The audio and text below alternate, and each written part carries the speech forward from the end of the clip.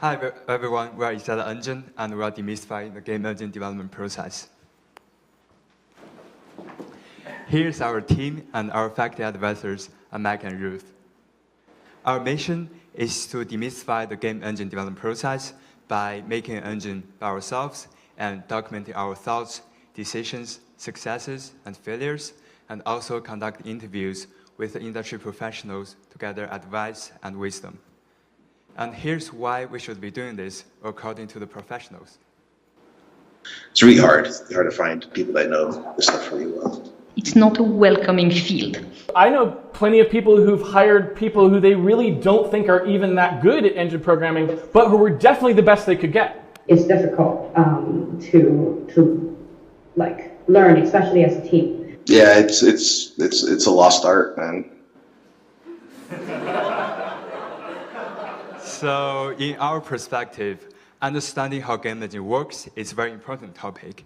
It not only allows us to make better, more performant games, but also unlock the creative freedom and to allow us not be constrained by the tools.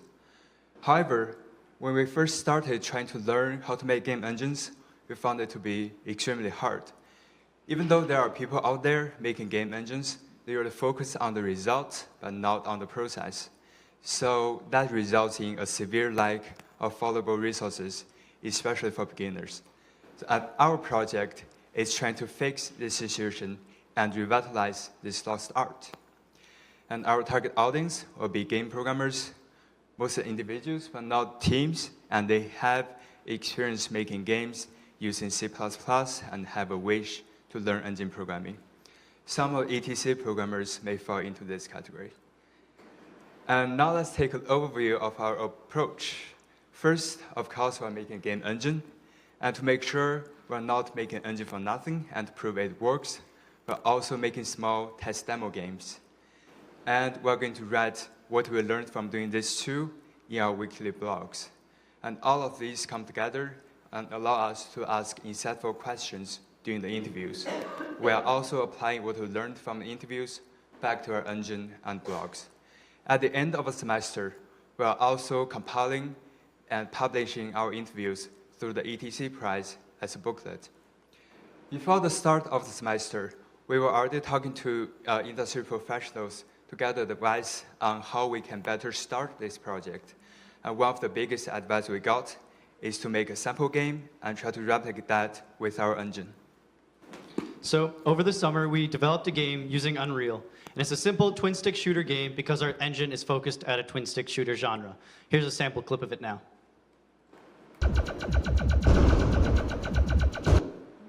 So this is the game we are trying to build our engine to. So like any game, it has features. It has characters, it has mechanics, and not showed in the demo, it has multiplayer. And so all of those game features are driving our engine needs. So we'll need input graphics for the characters. We'll need networking, obviously, to play online. So here's a sample of our architecture. So this is just a small portion of it. And each week we're iterating on this architecture. As you can see, the check mark means it meets minimum viable product. So that means we've accomplished this feature that will fit into the game. Where the ellipses, the triple dots, means the system is still in progress. And we're still working on it, and it's not yet feature complete to go into the game. The red X actually means we've dropped the system because we found that it wasn't actually needed, or we were able to bring it in using something, a third-party library. So that 3x3 portion is down here in the bottom left. And this is our architecture at week 1. So as you can see, all the opaque circles are what we've accomplished or are in progress. At week 2, we really started focusing on the external libraries. So for these, we had graphics, input, and audio. These were important because we learned that they actually took away a lot more work than we initially thought. And doing them early on let us start to understand how they actually operated. In week 3, we started iterating on our actual architecture. So like most projects iterate on the design of their games, we were iterating on our technology. So in the bottom left here, we have a system that was dropped. So in the beginning of the semester, we thought we needed this system. But as we started to learn engine development more and more, we realized that it actually wasn't necessary for our game, and so we removed it. Over here, we have a system where we originally thought a third-party library would be able to handle this. However, after learning more about the third-party libraries, we realized we had to bring in something else. And this is another good reason to start the third parties earlier on. And over here, we had a system that we initially thought we were going to develop ourselves, but it became too time cost-effective or ineffective to actually be able to do ourselves. In week 4, it looks like we really slowed down progress, and it's because we did. We were really focusing on commenting our code, and this slowed us down because we had such an iterative engine that we found that we were actually changing comments more frequently than we thought. So we're actually going to be pushing off commenting a lot of the code until near the end of the semester. In week 5, it also looks like the progress is slowed, but this is really when things started to take hold. This is when we started taking things from features into an actual engine, and we were working with each other's code to integrate the systems together. In week 6, we started to reflect back on actually building the engine, because now we didn't have single features, but we started to see an engine take place. So, for example, we had a GUI system that we were implementing, and this let us kind of look back at Unity and Unreal and other game engines and start to understand why they had made the decisions that we were making. So this lets us go back into these other engines like Unity and be able to program more performantly than we were previously.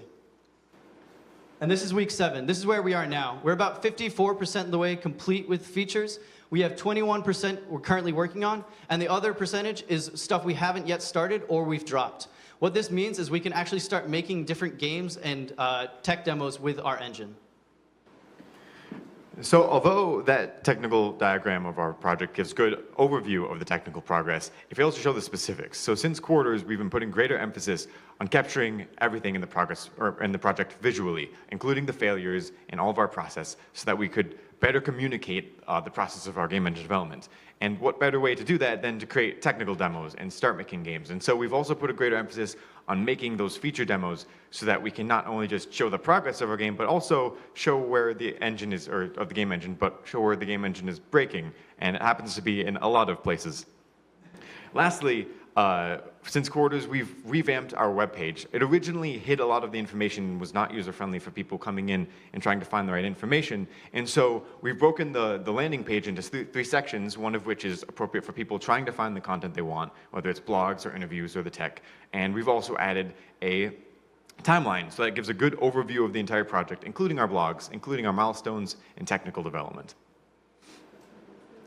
And as far as our blogs goes, we've iterated on a routine that we've held to each week where we write all of our code, and then we begin to reflect and document on that and edit it. And then by Friday, we publish it out to our website where everyone can see it. And when we publish it, we also actually send out an email to anybody following on updates for our blog, as well as posts to popular game development forums to update people as well. We also send out a tweet along with that, which has actually amassed quite a few industry developers to follow along on our content, and to whom we've actually reached out to interview a few. Yeah, so in addition to the blog posts, which are mostly from our novice perspective, we also interview industry professionals to help us learn our unknown unknowns. So this is the process of it. First, we reach out to them through Twitter, LinkedIn, and our connections to ask them if they are interested in talking with us about game engine development. If so, we do researches on them, prepare a list of questions, and send questions to the professionals before the interview. We then conduct the interview and transcribe the interview by YouTube auto-transcription. After we have text version of the interview, we heavily edit on it to make it more readable and digestible. Then we send the edit version to the professionals to get a sum up. After their approval, we will finally publish our interview to our website. These are the interviewees we have. 8 of them have already been interviewed, and more interviews are coming soon. Our interviewees covers a lot in the game industry. We have people from non-AAA game companies like Shell Games and Team Meat on the left. We have people from AAA game companies like Naughty Dog in the middle, and we have people from tech companies like Google and Unity on the right. We also covered a lot of topics in the game engine development. We talk about like memory performance in a very low level, and we also talk about like engine usability and tools in a much higher level. So far, we have published 5 interviews to our website. 3 interviews are being edited, and we have 7 more interviews planned in the coming weeks. So, you're probably wondering what I'm doing here. Well, in addition to my production work, I've noticed that working with these guys, there's a really fascinating human story at the center of what they're doing. And so I decided to film all of their decisions, all of their arguments and milestones in order to create a documentary that would appeal to a non-tech audience and tell their story in 15 minutes in a different kind of way. So if I had to elevator pitch it, I'd describe it as kind of like the Goonies. You've got these guys who are working hard, they're looking for treasure, they're trying to find some secrets, like these secrets about engine development that people don't really know, and bring it to the masses. So here's a trailer I've put together of what you can expect.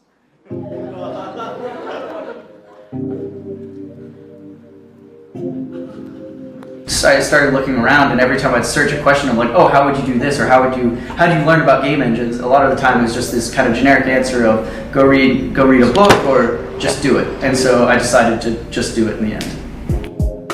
We get to work on the whole engine, which is another thing that I found really fun. That engine work, that's like the dream of the gameplay programmer. We can produce the resources for others to learn from. We don't really know what's going on. It was stressful. It's a very huge task that I had no idea how to do. There are a lot of unknowns. A bunch of students making a game engine, like that sounds kind of cool, right? It also seems like something you probably shouldn't be doing, but at the same time.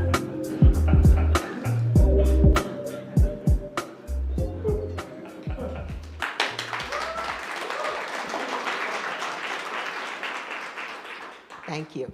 So, in addition, going back to our pipeline, our plans for the rest of the semester are, for the 16th, we want to have all of our features locked down for the engine, as well as our last interview conducted. Then the following week, we want to have our showcase game for our engine out for people to play. The week after that, we want to have our published book with the ETC press of our interviews out. And we also want to have our last blog out online. And then the week following that, for festival, we want to have the documentary ready to debut. And so as we've gone through the semester, we've heavily considered how we can be evaluated as a project, and most of them are straightforward. Obviously, the thoroughness of our documentation is one of them. We also have the publications that we're doing through the ETC press, which we hope to get out by the end of the semester. We've also been holding code reviews with faculty in order to ensure the learnability and readability of our code. And of course, last but not least, we have the engine, which we hope to prove by using that feature game, which will then show that we've got all the features in our engine that we need. But to give some more merit to our project, here's some unsolicited feedback from the interviews that we've had with professionals. I wish you guys the best of luck on your programming project. There's a higher chance then whatever you find that you write about might be actually more useful. Knowing how engines work and the low-level stuff, I think is super important for all programmers. So an initiative like yours is really precious for that reason. To give you some numbers, we've written a lot of blogs, a lot of writing, not only on blogs, but for our code as well, for our code base. But we've also got a lot of visitors. We've had almost 2.5 thousand unique visitors to our website since the beginning of the semester, and we've had over 60 people on GitHub following our actual code. And so, in summary, actually, wait, hold on, I think I'm forgetting something. Remember how I said we're thinking about making a game? Well, we've already made a game.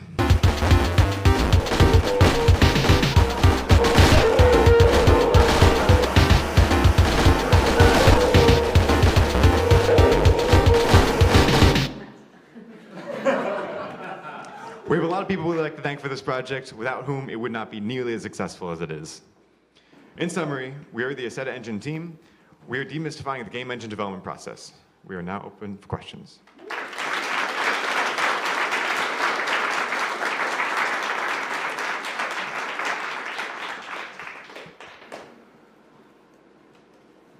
I only ask because we had IP and copyright discussion this morning. As you start and grow, how sure are you that BMW isn't going to issue a cease and desist for the Isetta name and likeness of the car? The question was, will BMW give us a cease and desist for our name? The answer is we have no idea, but if that comes to that, we probably won't fight them.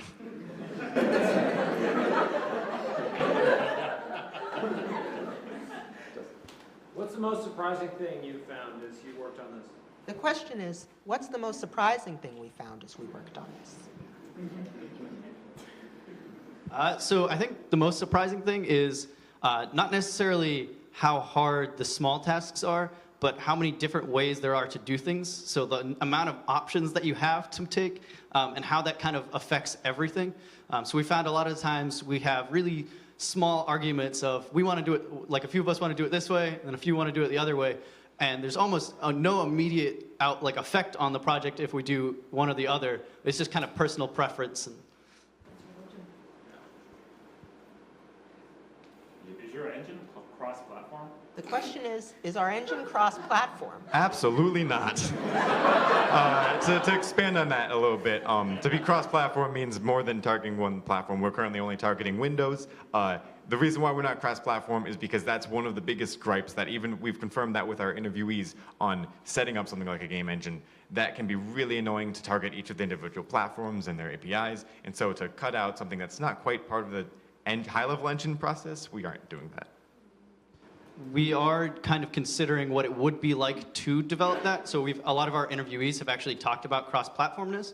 And so we've been able to kind of abstract and say, oh, like they're doing a certain system one way, and we're trying to follow along with what they would do, but our goal is not to actually make it cross-platform in the end.